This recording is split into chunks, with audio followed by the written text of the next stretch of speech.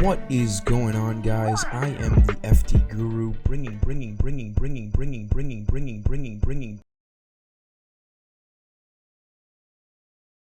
a great NFL Sunday Week 2 and cashed in. I had a decent Sunday. My lineups, the 4 p.m. ones were the best ones because I stacked Derrick Henry in all of them and ended up cashing there. Main and 1 p.m. were iffy.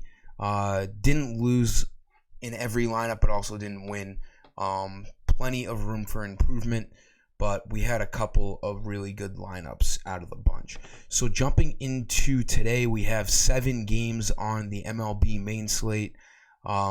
Regular season's winding down, the playoff picture is starting to form, and nothing can be more exciting than when teams are fighting at the end of September for that October playoff spot. So before I jump into tonight's slate, BetUS, my sponsored sportsbook, the link below. If you sign up with promo code JOIN125 using that link, then in $50 deposit minimum, you will get 125% matched by them. So it's definitely worth it if you're looking for a sportsbook. I use it every day.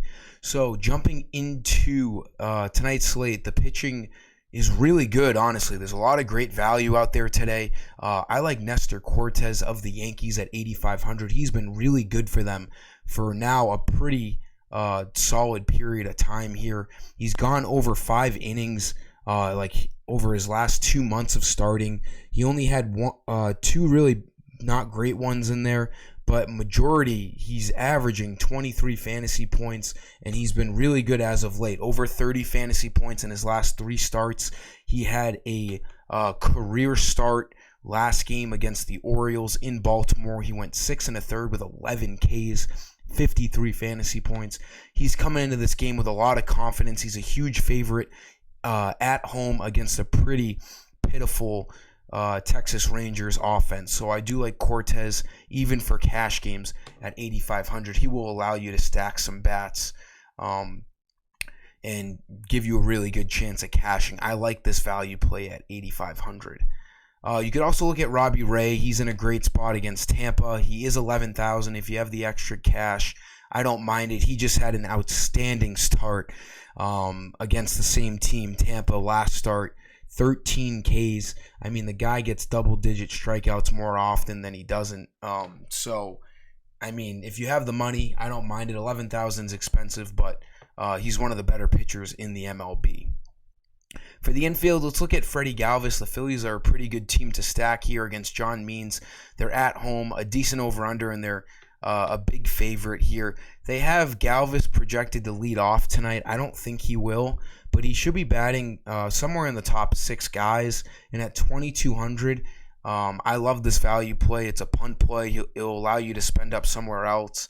And he's been red hot, so why not, right? If you look at his game log over the last week, he's gotten over 10 fantasy points in 4 out of his last 5 games, so I don't mind this punt play for the infield. My second play, I love picking Josh Harrison. Should be leading off tonight.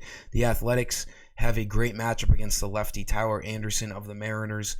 Anderson brings a 6-9 record into this game with a 4.14 ERA. Harrison, I mean, every time I pick him, he seems to contribute one way or another, whether it's walking and stealing or hitting a double. He's batting .292, and every time he gets on, he's going to have a good chance to score tonight. There's some nice firepower behind him in that Athletics lineup. So at 2,900, it's a good play in the infield. For the outfield, love picking Yordan Alvarez, one of my favorite players. 3,800. They've raised his price a little bit, but not high enough in my opinion. He should be over 4,000. The Astros have the second best matchup tonight offensively, in my opinion, behind the Yankees. Alvarez should be batting in the middle of this lineup as usual, and he's got a nice lefty-righty matchup against Berea. So just a good play at 3,800 to spend up on him in the outfield. Then my last play, Christian Yelich. His power numbers have been down this year, but the Brewers are in a really good spot tonight against Jake Woodford of the Cardinals. They're pretty decent favorites at home, and Yelich being 3,500 isn't a bad price. It's not great, but it's not bad.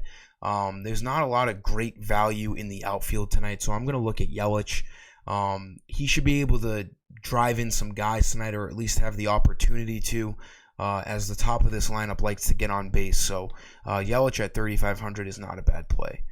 That was some of today's video, guys. I appreciate you tuning in. As usual, like and subscribe. Until tomorrow, I am the FD Guru, and I'm signing off. See ya.